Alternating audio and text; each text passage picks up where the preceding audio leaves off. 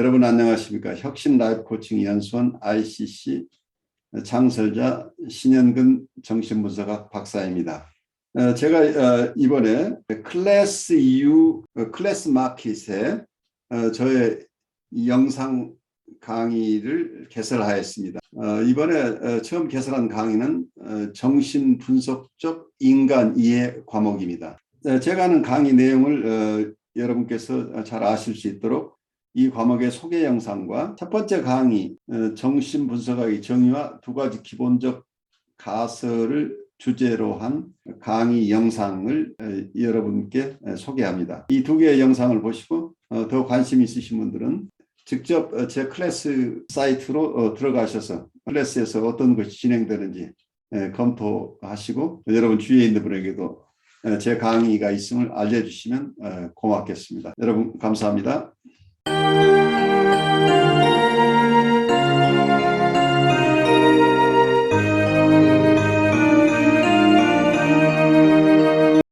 자기 노출이 전이 탐색에 미치는 영향, 경계선 환자와의 가장 원시적인 전이 문제에 닿으려면 많은 경우 치료자는 치료를 효과적으로 지속하는 것과 관련된 자신의 능력에 뼈아픈 의문을 제기하게 되는 절망의 절벽에서 휘청거려 보아야만 한다. 확실히 앞서 언급했던 사례의 치료자 M은 이 지점에 이르렀고 그에 대한 생각을 환자 N과 공유하기로 결심했었다. 그런데 이를 통해 결국 환자 N이 자신의 전이를 검토해 볼 수 있는 능력이 향상되었을까? 아니면 오히려 제한되었을까? 버크와 텐지는 자기 노출 기법에 관한 논의가 특정 발달 모형 및 치료적 작용에 관한 논의의 맥락 속에서 이루어져야 한다고 생각했다. 예컨대 역동 갈등의 모형에 따른 치료적 작용을 고수하는 치료자는 자기 노출이 환자의 퇴행을 통해 전이신경증을 일으키는 지름길이라고 주장할 것이다. 결과적으로 이 모형에서는 치료적 작용에 대한 검토 자체가 차단된다. 역전이에 대한 자기 노출을 최소 수준으로 해야 한다는 입장은 신경증적인 환자를 위한 표현형 치료 기법에 바탕을 두고 있다. 그러나 경계선 환자는 치료의 연속선상에서 지지적인 쪽에 훨씬 가까운 개입을 필요로 할 때가 많다. 게다가 경계선 환자에게 고유하게 나타나는 자아의 취약성은 치료자에게 더 적극적인 태도를 요구한다. 이런 점에서 이 책에서는 역전이 자기 노출의 유용성을 재평가해야 한다는 관점을 취하고 있다. 자, 여기서 버크와 트렌시는 자기 노출 기법에 관한 논의가 특정 발달 모형 및 치료적 작용에 관한 논의의 맥락 속에서 이루어져야 한다고 생각했다. 여기까지는 아주 좋은 얘기예요. 그런데 예컨대 역동 갈등의 모형에 따른 치료적 작용을 고수하는 치료자는 자기 노출이 환자의 퇴행을 통해 전이신경증을 일으키는 지름길이라고 주장할 것이다. 이게 납득이 되나요? 역동 갈등 모형이라고 하는 게 전통적인 클래식한 정신분석을 얘기하죠. 역동 드라이브 티어리하고 거기서 갈등 이론이니까 역동 이론, 갈등 이론이 합쳐져서 역동 갈등 모형인데 클래식한 정신분석, 전통적인 정신분석이나 자아심리학에서는 이런 입장을 취하고 있죠. 그래서 역동 갈등 모델에서 봤을 때 자기 노출이 이 지금 번역한 내용들을 한다면 자기 노출이 환자의 퇴행을 통해 전이신경증을 일으키는 지름길이다 이렇게 얘기를 했는데 그러면 전이신경증이란 말이 무슨 말인지를 알아야 되겠죠. 트랜스퍼런스 노시스는 치료가 진행되면서 내담자하고 환자 간에 전이가 아주 잘 발달해서 과거에 이분이 가지고 있던 뉴로시스가 신경증이 외부에서는 거의 다 잘 나타나지 않고 내담자와 치료자 간의 관계에서 신경증이 드러나는 거죠. 이게 전이신경증이라고 얘기를 하는 거죠. 그 전이신경증이 발달하면서 그 전이신경증에 대한 적절한 해석 과정을 통해서 치료가 일어나는데 그 전이신경증이 일어난다는 것은 치료가 잘 된다는 얘기예요. 그러니까 전이신경증이 일어나야 치료가 본격화된다고 보았습니다. 그래서 분석가와 내담자 간의 관계에서 이분의 병리적인 현상이 고스란히 드러나야 된다. 이게 전이신경증이에요. 이분이 평소에 가지고 있던 신경증이 트랜스퍼런스 속에서 신경증이 그대로 드러나야 된다고 하는 거죠. 말하자면 에디퍼스 컴플렉스가 해소되지 않은 사람이 에디퍼스 컴플렉스가 이 치료 과정 속에서 계속 치료자와 관계에서 일어나는 거죠. 이런 현상이 전이신경증이라고 해요. 그러면 전이신경증이 활성화되면 어쩌면 환자의 삶에 가장 중요한 게 이 치료 관계가 돼버려요. 그래서 이 치료 관계에서 전이신경증을 중심으로 해서 치료 과정이 본격화되고 그를 통해서 이분들이 건강해지는 과정이 있는데 그렇다면 이게 말이 안 맞잖아요. 전이신경증을 일으키는 지름길이라고 주장한다고 한다면 그 다음 얘기는 결과적으로 이 모형에서는 치료적 작용에 대한 검토 자체가 차단된다고 얘기돼 있죠. 치료가 잘 돼야 되는데 그 뒤에 얘기는 치료가 안 된다는 얘기를 하고 있어요. 그래서 여기서 오역이 있다는 얘기예요. 번역에 이게 어려운 얘기인데 이 원문을 제가 조금 보면은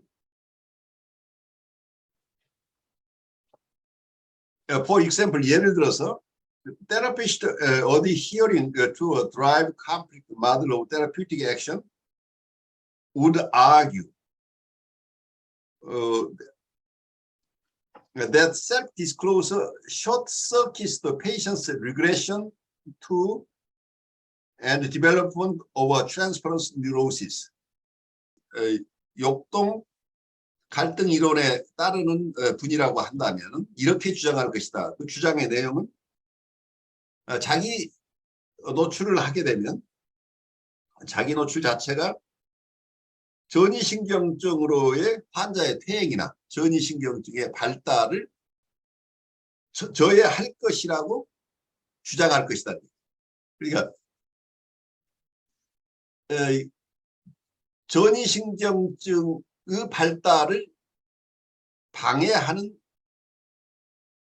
가능성이 있다는 거예요. 셀프 디스크로 자기 노출이 전이신경증으로의 환자의 퇴행 또는 전이신경증의 활성화를 혹은 전이신경증의 발달을 방해하거나 저해하는 이런 상황에 일어나게 된다. 그래서 여기서 오역이 일어나는 게 숏서키트라는 말을 잘못 번역한 거예요. 강 목사님이 엔지니어가 설명을 해주셔야 돼요. 숏서킷은 합선이거든요. 합선이 일어나면 전기가 끊어지잖아요. 그 서킷 브레이크가 내려가고 서킷 브레이크가 내려가 버리니까 거기서 스탑된다는 얘기죠. 그렇죠. 일단 숏서킷은 충격이 일어나고 그러니까 내가 지금 옛날 우리 한국의 전기 사정이 안 좋을 때 지금 과거가 자꾸 생각을 해요. 두꺼비 집에 거기 그 당시에 철선 피우스가 나가는 것을 단전이 일어난 단전 사태가 일어나는 게 바로 이 숏서킷가 일어났을 때 합선이 일어나 버리는. 이 숏서킷이라는 말은 합선에 의해서 더 이상 연결이 안 되는 걸 얘기를 하는 거죠. 이게 합선이 된다는 게 좋은 게 아니고 전기가 끊어진다는 얘기죠. 단전이 된다는 얘기죠. 그래서 어떤 진행을 장애하는 거라는. 그 치료가 일어나기 위해서는 상담자와 내담자 간의 트랜스퍼런스 뉴로시스, 전이신경증이 활성화돼야 치료가 되는데 그러려면 전이가 일어나야 돼요. 전이가 일어나려고 한다면 우리가 중립적인 자세를 취해야 된다는 얘기예요. 상담자가 과거의 정서나 과거의 대상관계가 현재의 상담자와 내담자 간의 관계에 일어나야 되니까 그러려면 상담자가 자기 노출을 하는 것보다 상담자가 중립적인 입장을 취해야 이 전이가 발달하고 전이신경이 발달하게 된다는 얘기예요. 그래서 이 번역이 거꾸로 됐다는 걸 여러분 얘기하셔야 돼요. 그래서 자기 노출이 환자의 퇴행을 통한 전이신경증의 발달을 방해한다고 주장할 것이다. 이렇게 지금 번역이 돼야 돼요. 거기 그 다음 얘기를 원문으로 보면 as a result, whole arenas needing the therapeutic examination are foreclosed. 결과적으로 이 모형에서는 치료적 작용에 대한 검토 자체가 차단된다. 그래서 치료 자체가 거기서 스탑된다는 얘기를 하고 있어요. 그래서 그 다음 얘기를 읽어보면 이분이 무슨 얘기를 원 저자가 하려고 하는 얘기가 뒤집어졌다는 걸 여러분 이해를 해야 되는데, 그 다음 얘기는 역전에 대한 자기 노출을 최소 수준으로 해야 한다는 입장은 신경질적인 환자를 위한 표현형 치료 기법에 바탕을 두고 있다. 여기까지 맞는 얘기예요. 그러니까 제가 쭉 설명한 대로 뉴라티간 환자, 신경질적 환자 레벨에 있는 분들을 치료할 때는 자기 노출을 하면 안 된다는 얘기예요. 자기 노출이 심해지면 전이 자체 혹은 전이신경증의 발달이 저해되기 때문에 결국 치료 활동 자체가 스탑된다는 거예요. 치료 활동 자체가 더 이상 진전이 일어나지 않는다는 얘기예요. 그게 자기 노출이 신경질적 환자인 경우에는 자기 노출은 금기로 봐야 된다는 얘기를 하고 있어요. 그 다음 나오는 얘기가 그러나 경계선 환자는 치료의 연속선상에서 지지적인 쪽에 훨씬 가까운 개입을 필요로 할 때가 많다. 게다가 경계선 환자에게 고유하게 나타나는 자아의 취약성은 치료자에게 더 적극적인 태도를 요구한다. 이러한 점에서 이 책에서는 역전이 자기 노출의 유용성을 재평가해야 한다는 관점을 취하고 있다. 이렇게 설명을 하고 있는데, 버키 앤드 트랜시의 주장을 가져와서 인용하면서 마지막에는 이 책의 저자들이 역전이 자기 노출의 유용성을 재평가해야 된다는 자기들의 주장의 논거로 삼고 있습니다. 대부분의 경우에 전이신경증의 발달을 저해하기 때문에 자기 노출을 하는 건 바람직하지 않다고, 그렇지만 보드라인 환자, 우리가 여기서 관심을 가지고 있는 보드라인 환자의 경우에는 이거 자체가 취약하고, 그리고 어떤 지지적인 입장에서 접근해야 될 경우가 많기 때문에 자기 노출도 필요할 경우는 해야 된다는 얘기를 하고 있는데, 이 부분에 대해서는 경우에 따라서는 보드라인 환자나 사이카틱 환자의 경우에 치료자의 자기 노출이 도움이 되는 경우도 있다는 것은 인정을 해요. 그렇지만 이 자기 노출을 하나의 기법으로 삼아서 이렇게 사용하는 것, 그런 태도는 저는 적합하지 않다고 봐요.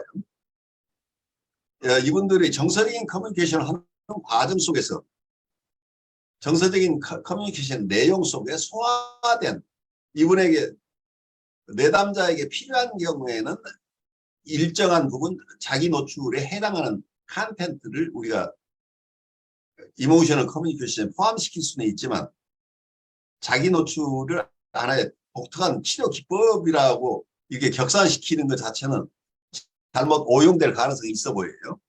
그래서 자기 노출을 보드라인 환자나 사이카틱 환자의 경우에는 정서적인 커뮤니케이션을 하기 때문에 정서적인 커뮤니케이션 내용 속에 경우에 따라서는 자기 노출, 그리고 상담자의 개인적인 어떤 인포메이션이 이게 일정 부분 사용될 수는 있지만, 이건 큰 틀에서 정서적인 커뮤니케이션이라는 틀 속에서 봐야지 자기 노출 이 기법이 이게 사용할 것인가 안 할 것인가, 그래서 독립적인 치료 기법으로 생각하는 것 자체는 저는 별로 찬성하고 싶진 않아요. 제 얘기 들으면서 여러분 이 오역의 내용도 있고 또 제가 설명드린 내용도 있는데 그게 어떻게 이해되는지 좀 여러분들의 의견을 좀 듣죠. 그 지름길이라고 했는 게 원래는 지름길을 하면 쇼커스라 해야 되는데 숏컷이 아니고 이게 숏서킷. 숏서킷은 이제 그 저기 단어로 단락시킨다, 이런 합선 뭐 단락이 단락시키 그게 끊어진다는 얘기예요. 이게 단락시킨다는 부정적인 건데, 끊어지는 건데, 그러니까 그러니까 전이신경증으로 퇴행 발달을 못하게 한다는 이런 뜻이에요. 그렇죠. 그렇게 퇴행돼서 전이신경이 활성화돼야 하는 거예요. 치료가 안 된다. 자기 노출이 치료가 안 된다. 그런. 그래 자기 노출을 하게 되면 전이신경 자체가 발달이 안 돼서 왜냐하면 지금 과거의 정서가 불러일으켜지지가 않는다는 게 자기 노출을 너무 많이 하게 되면 이게 그 전이가 보통 정신분석인 치료는 전이를 통한 치료예요. 트랜스퍼런스가. 그래서 자기 노출을 심하게 하는 것은 정신분석적인 치료에서는 피해야 될 경우가들이 많다는 얘기. 그래서 어쩌면 아까 우리가 대인관계 이론에서 제가 조금 조심스러웠던 게 이런 거예요. 프로이드가 봤던 것은 오브젝티브 observer 기능을 해야 된다. 객관적 관찰자 역할을 해야 된다. 이게 지금 얘기하는 여기 우리가 인용하고 있는 버크앤드 텐시가 주장하고 있는 것은 프로이드의 주장하고 똑같아요. 뉴라티브 환자의 경우에는 자기 노출을 하면 안 된다는 얘기를 하고 있다는 얘기예요. 자기 노출을 하지 않는다는 얘기는 객관적인 관찰자, 오브젝티브 observer 역할을 쭉 해야 된다는 얘기인데 그런데 어쩌면 설리반 경우에는 설리반은 정신분열증 환자를 초기에 많이 봤기 때문에 이런 환자들을 보는 입장에서는 객관적인 관찰자의 자세만 취해가지고 이분들을 치료할 수 없다는 얘기예요. 객관적인 관찰자의 입장에서 해석을 하거나 설명을 해서 이분들을 통하지 않은 환자들이기 때문에 보드라인이나 사이카틱한 환자들의 경우에는 여기서는 일정한 자기 노출이 필요하다고 얘기를 하고 있는데 그 부분을 자기 노출이라는 측면에서 보지 말고 좀 더 원론적으로 보면은 분석가 혹은 상담자가 어떤 포지션을 취해야 되느냐 한쪽에서 설리반이 봤던 것은 파티스페이팅 observer가 돼야 된다. 참여적 관찰자의 입장이 있어야 돼. 그래야 이분들이 어떤 상황에 갔을 때 어떤 방어를 주로 사용하는지 왜 그 방어가 생겨나는지 하는 것을 이해할 수 있기 때문에 participating observer 그냥 완전히 객관적인 것보다는 자기의 주관성을 상당히 사용해서 거기에 참여할 필요가 있다는 얘기예요. 그렇지만 설리반은 상당히 조심스럽게 봤어요. 그렇다고 이 감정에 너무 휘말리면 안 된다고 봤다는 얘기예요. 그러니까 이걸 잘 관찰하기 위해서 자기의 참여자 입장에 간다 하는 입장인데 근데 이 이론이 어떤 면에서는 내담자를 잘 이해하기 위해서는 일정한 부분 자기의 서브젝티비티를 자기의 주관성이 이 객관성과 만나야 된다 하는 측면은 이해가 할 수 있어요. 그러니까 설리반의 입장은 참여적 관찰자라는 입장인데 그 이후에 그 후예들이 설리반의 후예들이 현대에 와서 현대적인 대인관계 이론가들 그리고 모던 인터퍼스널 티어리 쪽에서는 좀 더 깊이 봐야 된다고 생각을 하고 있어요. 설리반이 봤던 것을 half detached position이라고 완전하게 그게 참여하는 게 아니고 반만 참여하는 거죠. 그래 반은 빼고 반은 그 속에 들여놓는 거죠. 완전하게 참여하는 게 아니다고 하는 측면에서 그렇게 되면 이분들을 충분하게 공감하지 못한다는 입장에서 현대에 와서는 풀 파티시페이션이 필요하다. 온전하게 참여해서 상담자와 내담자 간에 완전한 풀 파티시페이션을 통해서 인터랙션을 통해서 상호작용을 통해서 치료가 진행된다고 하는 이론으로 이렇게 발전을 했는데 저는 설리반 이론까지는 조금 어느 정도 의미 있는 것으로 보는데 너무 지나치게 지금 인터퍼스널 사이코애널리스트 얘기하는 풀 파티시페이션에 가는 것은 굉장히 조심스럽다고 봐요. 그런데 현대 대인관계 이론 쪽에서는 그 부분까지 가고자 하는데 그 사람들이 표현하고자 하는 것 자체는 내가 이해하겠는데 그렇게 풀 파티시펜스로 가는 것 자체가 충분하게 이 원리를 이해하지 못하는 사람들은 마치 내담자와 상담자가 상호 분석하는 것처럼 너와 내가 함께 만들어 간다는 개념으로 가게 되는 것이 임상에 도움이 되지 않을 것으로 봐요. 저는. 왜냐하면 이 보드라인 페이션트나 사이카틱한 페이션트는 이고 스트렝스가 약한 분들인데 우리가 공동으로 책임을 질 수가 없다는 얘기. 우리는 스페셜리스트고 우리는 전문가고 이분들은 지금 내담자라는 입장을 어떤 취약한 이거를 가진 분이라는 것을 우리가 잊어버리면 안 되기 때문에 우리는 이분들을 보호하면서 가야 되기 때문에 우리의 정서를 함부로 사용해서는 안 됩니다. 그래서 풀 파티시페이션이라는 게 어폐가 있어요. 그렇게 되면 내 정서를 다 주어서 저 사람도 나를 다 알도록 하는 이런 쪽에 가면 이게 치료냐? 나는 이건 이미 치료를 벗어났다고 본다. 이렇게 되면. 그래서 요즘 그래 현대적인 추세라고 그래서 인터서브젝티브 하거나 릴레이션하는 쪽에 너무 경도되어 있는 치료자를 만나면 저는 수법의사는 굉장히 겁이 나요. 그렇게 하면 당신이 치료받겠다는 얘기인데 상대방에게서. 그 사람은 지금 돈 내고 왔는데 당신 치료해주러 온 게 아니라. 그래서 어떤 면에서 이제 이 얘기를 다른 쪽으로 이해를 하면은 이고 사이칼리 쪽의 개념을 가져오면 조금 더 명료해진다고 봐요. 우리의 이고는 관찰자로서 이고, observing 이고와 experiencing 이고, 경험하는 자, 관찰하는 자와 경험하는 자가 있는데 우리는 분석가는 이 두 가지 기능을 다 가지고 있어야 됩니다. experiencing 이고 쪽에서는 경험하는 자 쪽에서는 풀 파티시페이션을 해야 돼요. 온전하게 내가 저 사람이 돼야 된다. becoming the patient가 돼야 돼. 그러니까 환자하고 똑같은 어떤 경험을 하기 위해서는 우리가 저항하지 않고 환자로부터 오는 역전이를 우리가 그대로 컨테인하면서 소화해야 되기 때문에 여기서는 환자와 내가 같은 경험을 한다는 측면에서 이 지점에서는 풀 파티시페이션이에요. 그렇지만 observing 이고를 가지고 있어야 되기 때문에 치료자로서의 분석적인 공간을 놓치지 않아야 된다. 그래서 이 절충적인 견해를 저는 생각해야 된다고 하는데 풀 파티시페이션이라는 얘기는 맞긴 하지만 인터퍼서널 사이코어널리시스 쪽으로 가는 가능성이 위험하다는 거예요. 왜냐하면 이게 observing 이고 부분을 놓치고 있기 때문이에요. observing 이고를 놓친다는 얘기는 analyzing 이고가 사라져버린다. 그럼 액팅아웃이 둘이 일어나 버린다. 그러니까 내담자는 내담자대로 트랜스퍼런스 속에서 전이 속에서 액팅아웃이 일어나고 상담자는 상담자 쪽에서 액팅아웃이 일어나 이런 액팅아웃이 계속 일어나는 이런 관계는 치료적인 관계를 이미 일탈하는 것이라고 저는 생각이 돼요. 그러니까 어떤 면에서 observing 이고를 가지고 있으면서 경험은 충분하게 경험은 하지만 그 경험에 따라서 행동해서는 안 된다는 이걸 놓치면 안 돼요.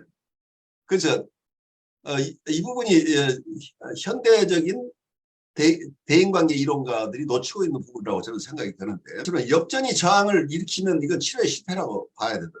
그런데 실제 이분들 식으로 임상을 하다 보면 역전이에서 오는 행동화가 계속 일어나는 겁니다.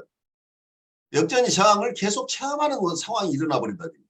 그래서 이분들 얘기는 우리는 불가피하게 상호작용을 하기 때문에 역전이 저항을 우리가 역전의 행동화도 우리가 그건 당연히 치료의 과정으로 받아들여야 된다고 하는 것이 이게 조심스럽다.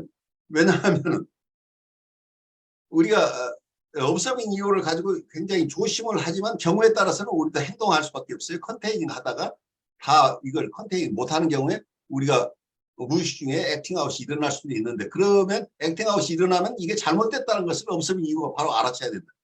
그래서 더 이상 행동가 일어나지 않도록 제어 장치가 있어야 된다는 얘기예요.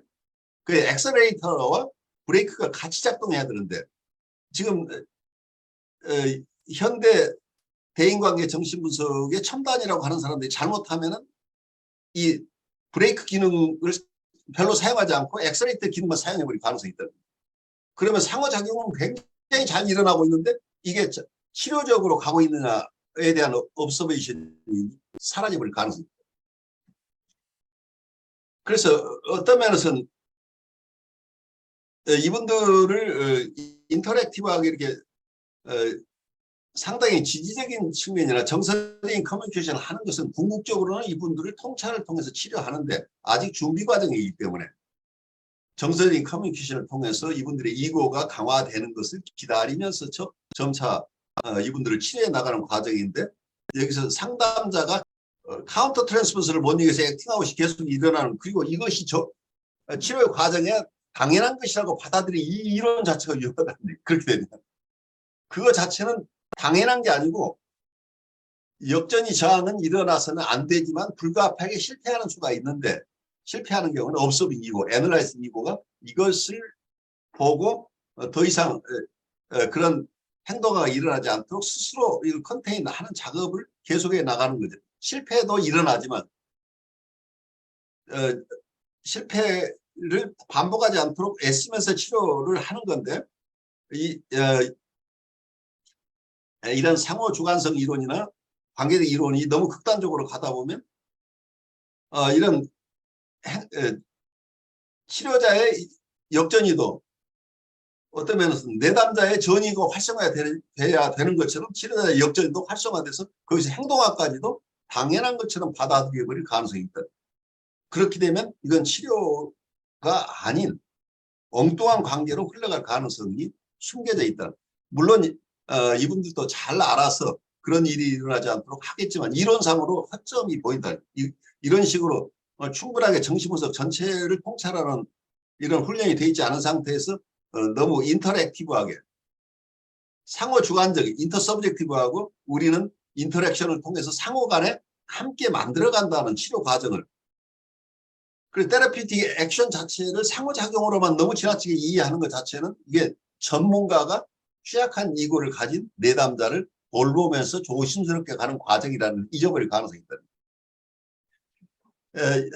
이게 제 생각인데 여러분 생각은 어떠세요? 제 얘기 들으면서.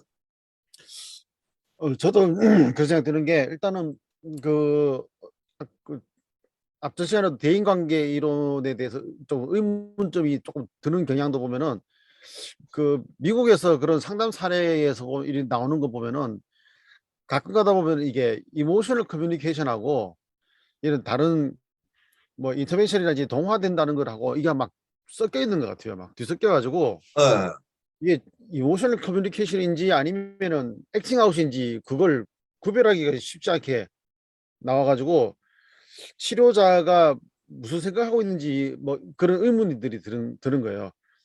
그런데 그거를 또 뭐라고 보냐면은 그 관찰자가 observing 이거를 사용하고 있을 때 그런 사람들은 뭐라고 생각하냐면 너무 환자와 거리를 두고 있다 이렇게 또 그러니까 오히려 그것이 잘못됐다고 지금 주장할 가능성이 굉장히 높다는 거예요. 예. 그렇게 되니까 이게 뭔가 뒤섞여 가지고 그 개념 자체가 어쩌면 다른 건데 그거를 그 이모셔널이라는 것 때문에 이게 막 뒤섞여 버리는 거죠. 이게.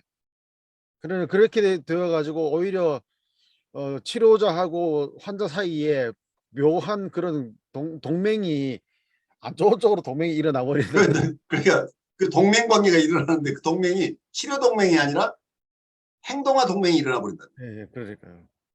치료 동맹을 만들려고 했더니 행동화 동맹이 일어나는 이런 묘한 사태가 일어난다니 잘못하면 치료자가 충분하게 훈련되지 않은 상태에서.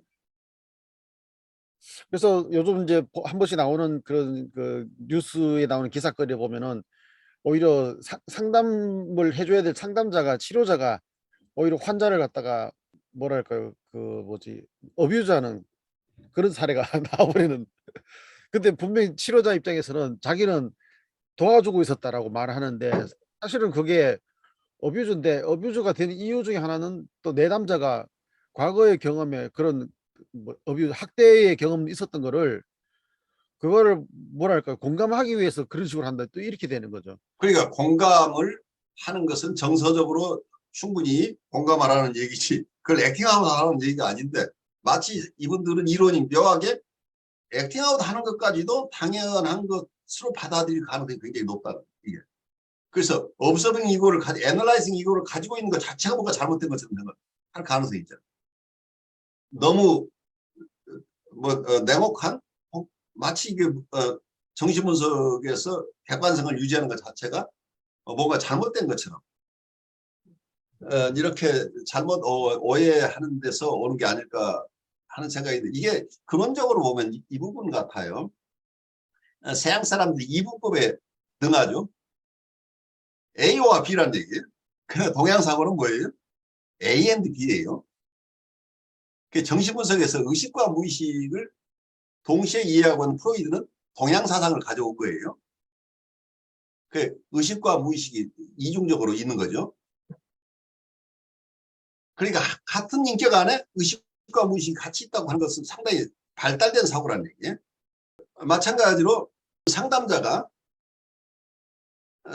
입장에서 아까 얘기한 observing ego하고 experiencing ego가 두 가지 기능이 우리가 가지고 있다고 한다면 일반적으로 서양 사람들은 observing ego면 ego, experiencing ego면 ego 이거 하나만을 쓰고 싶어 한단 말이에요. 지금 문제가. 근데 동양적인 사고에서는 항상 우리는 이분법이 아니라 통합하는 경향이 우리는 능하죠. 우리가 경험도 하지만 또 경험하는 나를 쳐다보는 나도 있잖아. 이게 불가능한 게 아닌데 서양 사람들이 이걸 불가능하다고 느끼는 것 같아요. 그래서 경험하는 자하면 자, 그러니까 또 관찰하는 자하면 마치 이것은 A 아니면 B. 그래 말하자면 아리스토텔레스의 라직을 그대로 너무 적용하고 있는 것 같다는 느낌이 들어요. 우리의 동양 사람들은 패러닥시컬, 역설적인 로직, 역설적인 논리에 굉장히 우리는 친숙한데, 그러니까 우리가 서양 사람들이 굉장히 어려워하는 게 이거죠. 프로이드가 봤던 사랑과 미움이 동시에 있다고 하는 개념. 이런 개념도 사랑이면 사랑이고 미움이면 미움이 둘 중에 하나라고 보는 게 아니고 사랑과 미움이 동시에 있을 수 있다고 하는 개념 자체가 굉장히 동양적인 개념이에요. 그런데 이런 개념이 말하자면 이고 사이칼리 쪽에서도 observing ego와 experiencing ego를 둘로 나눴을 때 이게 우리는 가능하다고 보는데 서양 사람들은 그게 가능하지 않다고 느끼는 것 같은 생각이 들어요. 그래서 experience ego 쪽으로 계속 가버리면 acting out이 일어나 버리는 거죠.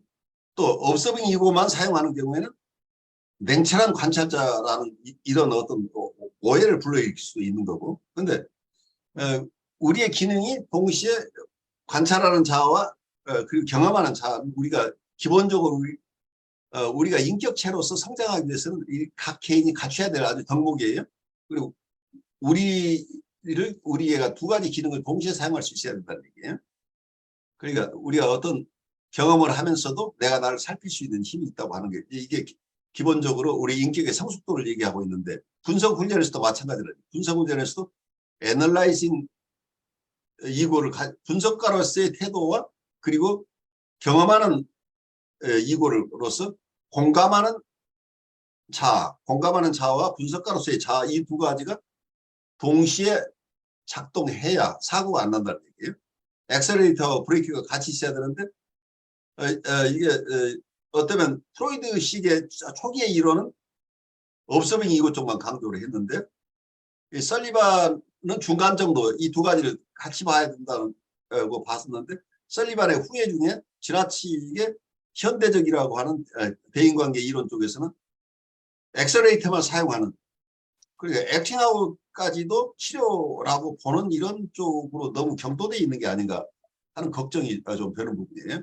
그래서 저는 이 대인관계 이론도 중요한 부분이 있지만 자아심리학이 가지고 있는 아까 얘기한 기본적인 우리 마음의 이중구조 이중구조 속에서 충분하게 공감하는 능력은 풀 파티시페이션이라고 하지만 우리 마음 전체를 비우라는 게 아니고 경험하는 자아가 충분하게 풀 파티시페이션을 한다는 개념으로 그리고 observing 이고 혹은 analyzing 이고는 따로 존재한다는 이런 전제에서 대인관계 이론을 현대적인 대인관계 이론을 소화하면 큰 사고가 없지 않을까 싶긴 해요. 요즘 갑자기 또 MBTI 성격 유형이 유행처럼 막 번지고 있거든요. 그래요? 근데 그게 보면은 그 MBTI 공부하는 과정 속에서는 뭐라고 하냐면은 외향이라 할지라도 내향이 없는 게 아니다 이거거든요. 어떤 상황에 따라 가지고 경향성으로 이제 한다 해가지고 그러니까 한쪽으로만 있는 것은 아니다라고 이야기하는데 사람들은 뭐냐면 외향이면 나는 외향이다라고 규정을 짓는 걸 편하게 생각해 버려요. MBTI에서도 어떤 성격이 외향과 내향을 이 두 가지가 같이 균형을 이루는 거가 이게 어쩌면 성장의 징표란 얘기예요. 근데 어느 한 면이 지금 크게 드러나고 있다면 다른 쪽의 성향을 조금 더 가져와서 균형을 잡는 것은 좋은데 어느 성격에 나는 이런 사람이라고 고착화시키는 것 자체가 위험한 발상일 가능성이 있죠. 근데 그게 이제 대인 관계 쪽에서는 그렇게 자기를 고착화시키고 또 상대방을 고착화시키는 게 편하다고 생각하는 거예요. 그거를. 편안한 거죠. 편하다고 생각하고. 복잡하지 않죠? 네. 근데 그게 이제 그 뭐랄까요? 사회가 좀 어려워지고 좀 위기감이 느껴지면은 그 방향으로 가니까 결국은 이렇게 되는 것이 말하자면 오히려 이게 퇴행 비슷한 현상이 일어나는 게 아닌가 그런 생각이 들고 그 여기서도 말하는 것처럼 그 이 책에서도 보면은 이 책에서 다루고 있는 내용들도 보면은 어떻게 보면은 퇴행과 관련된 그런 지점들이 그냥 어떻게 보면은 그 치료자 입장에서도 사람을 복잡하게 다루기 쉽지 않으니까 그러니까 미국에서 다루고 있는 그런 대인 관계 쪽 이론이라든지 이런 보면은 그 자꾸 규정화시키려는 경향이 좀 보이는 것 같아요. 그래가지고 그렇죠. 좀 쉽게 하는데 어떻게 보면 실용주의도 다분히 그런 면이 있지 않습니까? 실용주의도 그렇죠. 그냥 심플하게 해가지고 뭐 이렇게 척척척척 해내는 걸 원하는 것이지 그 중간 값으로 이렇게 잡는 거라든지 아니면은 그 논리적인 모순이라든지 이런 것들을 상당히 불편해하고 괴로워하는 그런 느낌도 드는 것 같습니다. 이제 그런 부분이 쉽지 않아요. 그러니까 여러 이론들을 우리가 배우는 이유가 그 이론들을 잘못 소화하는 분들이 실제 임상가들 중에 굉장히 많아요. 그래서 이걸 어느 이론에 숨겨져 있는 함정들, 여러 이론에 숨겨져 있는 함정들, 그쪽에 장점들도 있지만 그쪽에서 발달하지 못하고 있고 오해될 수 있는 소지가 있는 것들을 우리가 잘 픽업하는 것도 굉장히 중요할 것으로 보여요.